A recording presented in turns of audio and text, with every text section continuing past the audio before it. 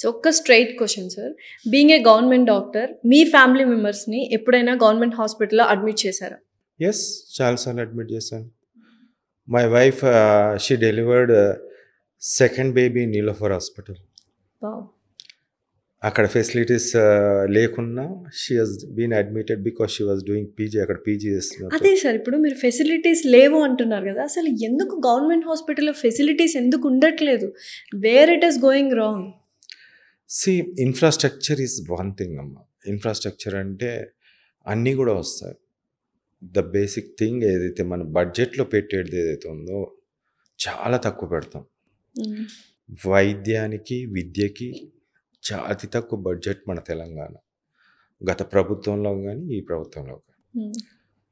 అందుకే ఈ ఫెసిలిటీస్ ఇదేంటంటే అవుట్ గోయింగ్ ప్రజలకు వైద్యం అనేది వాళ్ళకి డబ్బు ఖర్చు పెట్టడం,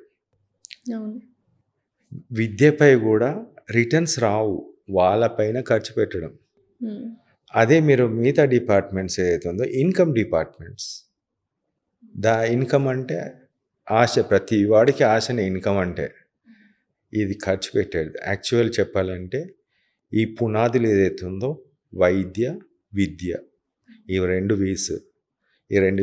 వీస్ లేకపోతే ఈ సమాజం ఉండలేదు. సో వైద్యం అనేది మాధవ సేవ ఒక రకంగా చెప్పాలంటే, కానీ ఇప్పుడు వ్యాపారం అయిపోయింది. ఎందుకు అంటే ఇక్కడ ఎవరిని బ్లేమ్ చేయాలి అంటే ఎవరిని చేస్తారు? ముఖ్యంగా మీరు వైద్యం అనేది వ్యాపారం అనేది కాదమ్మా. మెయిన్ వైద్యానికి నేను ఇప్పుడు చెప్తున్నాను, ఒక కేసుకి ఒక హాస్పిటల్లో, ఒక పెద్ద కార్పొరేట్ హాస్పిటల్లో 3 లక్షల రూపాయలు ఖర్చు పెట్టి 3 రోజులలో డెంగ్యూతో చనిపోయింది. 3 లక్షలు. లాస్ట్కి ఆ కేసుని చనిపోయే ముందు బయట పంపిస్తే రోడ్డు మీద చనిపోయిందా, లేకుంటే గాంధీ హాస్పిటల్ చేరిన తర్వాత అక్కడ బ్రాడ్ డెడ్ అనే సర్టిఫికెట్ ఇచ్చారు. ప్రపంచంలో 3 లక్షలు రోజుకు 1 లక్ష చొప్పున ఖర్చు అనేది అది చాలా కష్టం. Definitely sir. ఎందుకంటే ఒక యాంటీబయాటిక్స్ ఇచ్చినా 2,000 ఉంటుంది, 3,000 ఉంటుంది, 5,000 వేసుకోండి, 15,000 వేసుకోండి 3 పూటలు. ఐవీ ఫ్లూయిడ్స్ ఒక 150-200 ఉంటుంది. ఐవీ కేన్లాస్ అనుకోండి 10 సార్లు మార్చినా 2,000. బెడ్ కాస్ట్ సంథింగ్ 10,000 వేసుకోండి. సో అలా సీరియస్ ఎంత వేసినా కనీసం 15,000-20,000, 30,000 వేసుకోండి. 3 లక్షలు ఎక్కడ అవుతుంది అంటే డాక్టర్, అక్కడ ఉండే డాక్టర్ మన దేవుడా, అక్కడ ఇచ్చే మందులు అద్భుతమే అయితే మరి బతికే ఉండాలి కదా. అలాంటి కేసెస్ నేను 300 రూపాయలు ట్రీట్ చేస్తాను. That is the difference. 300తో మీరు క్యూర్ చేశారు? నేను క్యూర్ చేశాను. How is it possible sir? ఒకసారి please explain. With the medicines. డెంగ్యూలో ట్రీట్మెంట్ లేదని ఏ సన్యాసి చెప్తున్నాడు? అలా ఏదైనా అంటే ప్రైవేట్ హాస్పిటల్స్లో వచ్చిన సీరియస్ సిచ్యువేషన్ కేస్ని మీ గవర్నమెంట్ హాస్పిటల్కి వచ్చిన తర్వాత సర్వైవ్ అయ్యే ఛాన్సెస్ కానీ అటువంటి కేసెస్ కానీ ఏమైనా ఉన్నాయా? నేను ఒకటి ఎగ్జాంపుల్ చెప్తాను. నడుచుకుంటూ పోతున్న పాప, జ్వరం ఉండే నడుచుకుంటూ పోతున్న పాప హాస్పిటల్కి వెళ్ళింది, పెద్ద హాస్పిటల్కి. 4,20,000 ప్లేట్లెట్స్ ఉండే.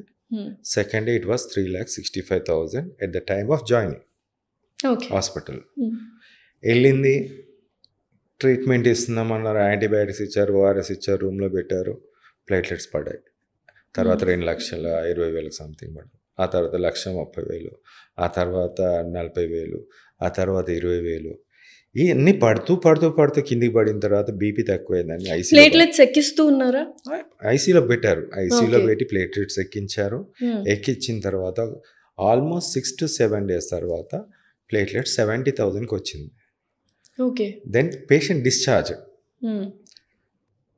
ఒక్కటి ఆలోచించండి, 3,65,000 at the time of joining ఉన్నప్పుడు నువ్వు అడ్మిట్ చేసుకుంటే డిశ్చార్జ్ అయ్యేటప్పుడు 70,000. Still the patient ask the question. నా దగ్గరకు వచ్చింది ఆ కేసు, మా యూపీఎస్సి ఆర్ఎఫ్పిటిసికి వచ్చినప్పుడు వాళ్ళకు ఒకటి అడిగింది, సార్ వైద్యం ఇస్తే ప్లేట్లెట్స్ పడడం ఏంది సార్? ఎందుకు పడ్డాయి సార్? నేను కూడా అదే ప్రశ్న ఇస్తున్నాను. వైద్యాన్ని ఇస్తే ప్లేట్లెట్స్ ఎందుకు పడిపోయాయి? అది వైద్యం కాదు, వాళ్ళు ఇచ్చేది సిమ్టమేటిక్ ట్రీట్మెంట్. నెక్స్ట్ ఇమీడియట్గా నా దగ్గరికి వచ్చిన తర్వాత మెడిసిన్ పెట్టిన తర్వాత ఆటోమేటికల్లీ 2,65,000 నెక్స్ట్ డేనే, అంటే 70 నుంచి 2,65,000 మెడిసిన్స్ ఆర్ దేర్. ఒక చిన్న మెడిసిన్ ఆమెకి పెట్టిన మెడిసిన్ నేను వాట్సాప్లో ఉంది, ఇప్పుడు కూడా నేను చూపిస్తాను. ఆ కేసుని చూడలేదు, కానీ ట్రీట్మెంట్ ఉంది. విత్ ఇన్ 2 daysలో 3.5 to 4 lakhs వచ్చింది.